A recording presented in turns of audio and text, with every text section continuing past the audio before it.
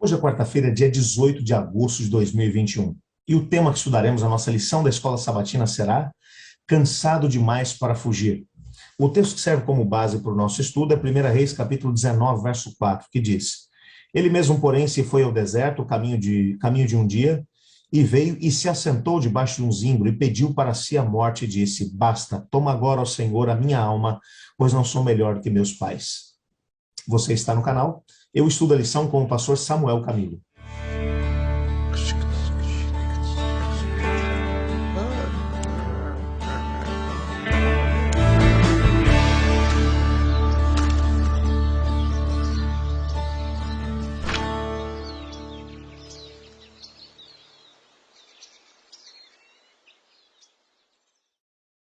Considere o caso de Elias, um homem de caráter íntegro, inquestionável fé no poder divino. Ao longo de 3 anos e meio de fome, ele confiou em Deus para o seu sustento. Nenhuma vez o Senhor o decepcionou. Elias foi guiado por Deus para poder saciar a sede no ribeiro de Querite. Foi alimentado por corvos e sustentado por uma viúva humilde na cidade de Sarepta. A sua fé era vigorosa e por meio dela ele desafiou os profetas de Baal no Monte Carmelo. Foi lá que experimentou o poder milagroso de Deus. Ele pôs um teste para poder demonstrar o poder de Deus, do Deus verdadeiro, em detrimento dos deuses que eram adorados pela nação, Baal e Asterote. Os profetas de Baal berravam, gritavam, clamavam aos seus deuses pagãos, até mesmo chegavam a cortar o seu corpo com facas. Mas absolutamente nada aconteceu. Elias derramou água sobre o altar, buscou fervorosamente a Deus e desceu fogo do céu e consumiu o altar, o sacrifício, a lenha e ainda a água que estava em volta do próprio altar. Logo após os 3 anos e meio de seca, as chuvas caíram.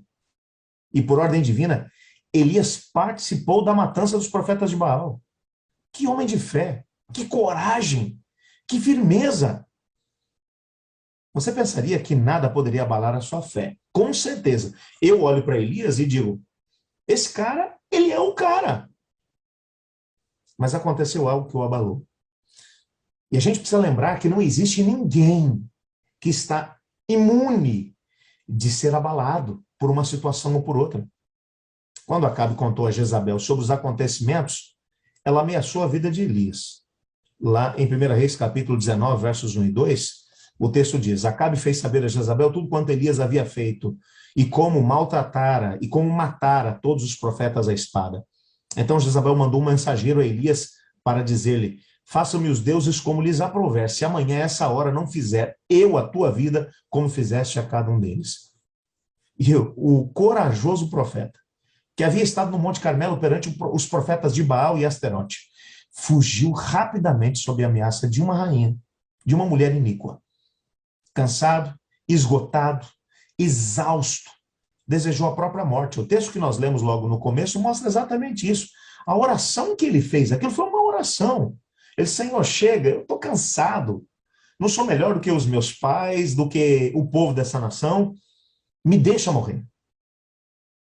Ele, desanimado, encontrou repouso ao se deitar embaixo de um zimbro, que era uma árvore semelhante a um grande arbusto, que prevalecia nos desertos do Oriente Médio, e ao mesmo tempo oferecia sombra aos viajantes cansados. Ali, desanimado e sozinho, Elias dormiu. Dormiu até que um anjo o acordou. Preparou uma refeição para ele, deu-lhe um pouco de água para poder beber e o encorajou a dormir novamente. Isso aconteceu 2 vezes. E com a força daquela comida e bebida, e ao mesmo tempo do descanso que ele tinha experimentado, Elias viajou por mais 40 dias. Mas ao invés de retornar para Samaria, ele foi lá para o Monte Sinai, para uma caverna lá no fundo da caverna, e fez de novo a mesma oração. Senhor, não sou melhor do que os meus antepassados. Estou sozinho, Jezabel mandou matar todos os profetas, agora querem me matar. Me deixa morrer. Existem algumas lições vitais nesse relato. Até mesmo o povo de Deus, às vezes, fica desanimado. Elias, isso aqui é uma coisa fantástica, ele logo seria arrebatado sem ver a morte. Mas ele também teve momentos difíceis. Elias representa a nossa geração. A geração que com certeza verá Cristo voltando em poder e glória e subirá para o céu sem ver a morte. Mas observe como Deus lidou com a decepção de Elias.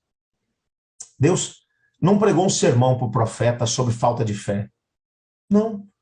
Não incentivou a ter mais fé ou a orar um pouco mais. Vai ler a Bíblia, Elias. Vai orar mais. Vai olhar para trás, para a história, para ver o que eu fiz por você já.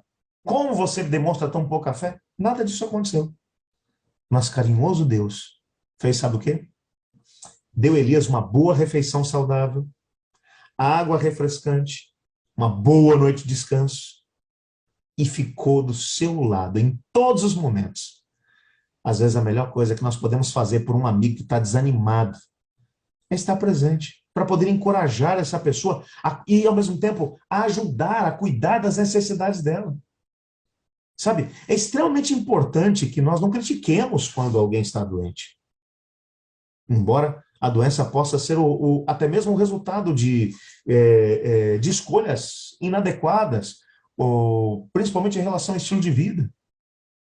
Mas quando uma pessoa está enfrentando uma situação complicada, o que elas precisam é de alguém que simplesmente esteja lá, junto, ajudando. Sabe, quando nós olhamos para a história de Elias, a gente descobre algumas coisas realmente fantásticas. Quando Elias finalmente se aquietou, ele foi tomado pela culpa. Ele percebeu que a sua saída rápida tinha desperdiçado o que tinha sido a grande oportunidade para poder reformar Israel. Deus queria reformar Israel e ia usar Elias para isso. Ele percebeu que tinha decepcionado os que precisavam dele. E ele não podia fazer nada a respeito disso.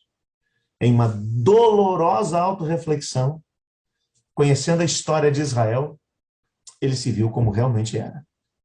E a revelação de quem nós somos, às vezes, é dolorosa. Nós devemos ser gratos pela promessa de que, embora sejamos pecadores, em Cristo Jesus, nós temos a oportunidade de poder receber graça e misericórdia. Existe esperança até para o maior dos pecadores. Nós podemos reivindicar a justiça de Cristo Jesus. No entanto, a depressão, ela consegue nos sugar para um sombrio redemoinho de aversão a nós mesmos. E às vezes nós começamos a pensar que a morte seria a única saída. E esse parece ter sido o caso de Elias. Tudo aquilo que ele tinha tentado fazer tinha dado errado, ele tinha falhado. E agora se sentia sozinho. Por isso ele disse, basta, Senhor, tira a minha vida, porque eu não sou melhor do que os meus pais. Mas aqui, mais uma vez, a boa notícia é que o grande médico, ele não condenou Elias. Deus entende melhor do que nós o que nós enfrentamos quando lutamos contra a depressão. Há um texto que vai aparecer no nosso guia de estudos, que eu quero terminar com ele, que é do livro Caminho a Cristo, na página 97, onde a senhora White diz assim, pode ser que não tenhamos fortes evidências nesse momento de que o nosso Redentor inclina o rosto sobre nós em compaixão e amor. Mas é isso que acontece. Podemos não sentir seu toque visível, mas sua mão compassiva e amorosa estará sobre nós. Foi o que ele fez com Elias. E é o que ele está disposto a fazer conosco ainda hoje.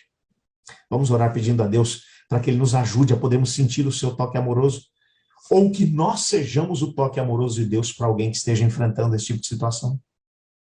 Obrigado, Senhor, porque em tua palavra descobrimos que o Senhor sempre está do nosso lado, mesmo nos momentos mais difíceis.